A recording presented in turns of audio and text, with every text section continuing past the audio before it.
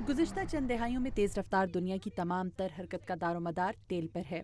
یہی وجہ ہے کہ کسی بھی ملک میں توانائی کے بحران سے دیگر کئی مسائل جنم لیتے ہیں جن میں مہنگائی سر فہرست ہے۔ ڈاکٹر چارلس ایبنگر ماہر توانائی ہیں اور واشنگٹن کے ایک تھنک ٹینک بروکنگز انسٹی ٹیوٹ سے وابستہ ہیں۔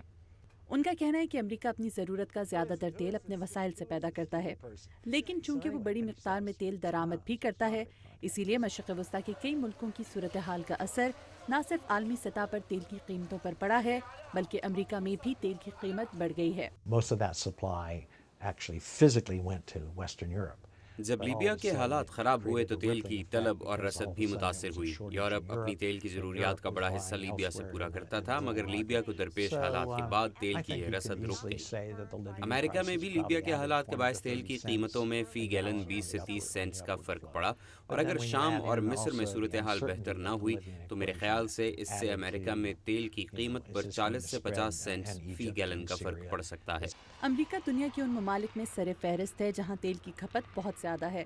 ڈاکٹر چارلس کے مطابق امریکہ میں تیل کی یومیہ کھپت 2 کروڑ بیرل تک ہے۔ ان کا کہنا ہے کہ امریکہ میں تیل کی قیمتوں میں اضافے کا ایک سبب امریکہ میں آنے والے حالیہ سیلاب بھی ہیں۔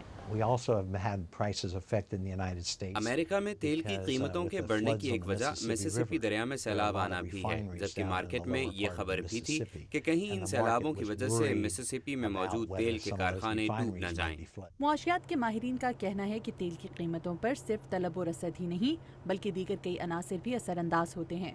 تیل بنانے والے کارخانوں کو وقتاً فوقتاً صفائی و دیکھ بھال کی غرض سے بند کرنا پڑتا ہے۔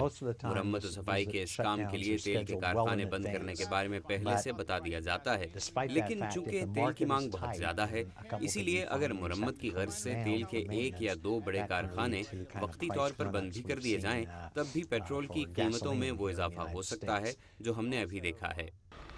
عالمی توانائی ایجنسی کا کہنا ہے کہ تیل پیدا کرنے والے ممالک کو خام تیل کی بڑھتی ہوئی قیمتیں کم کرنے اور عالمی سطح پر معاشی نقصان سے بچنے کے لیے تیل کی پیداوار میں اضافہ کرنا ہوگا، جبکہ تیل برآمد کرنے والے 12 ممالک کی تنظیم اوپیک، جو دنیا بھر کی تیل کی ضروریات کا 40% پیدا کرتے ہیں، کہنا ہے کہ تیل کی موجودہ پیداوار تسلی بخش ہے اور اس میں اضافے کی ضرورت نہیں۔ امریکہ میں تیل کی فی گیلن قیمت 2.99 سے بڑھ کر گزشتہ 4 ماہ میں اب $4.5 سے بھی تجاوز کر چکی ہے، اور واشنگٹن میں ماہرین کا خیال ہے کہ اگر مشرق وسطیٰ کے حالات انتشار کا شکار رہے تو ان قیمتوں میں مزید اضافہ دیکھنے کو مل سکتا ہے۔ مدیحہ انور، اردو VOA، واشنگٹن۔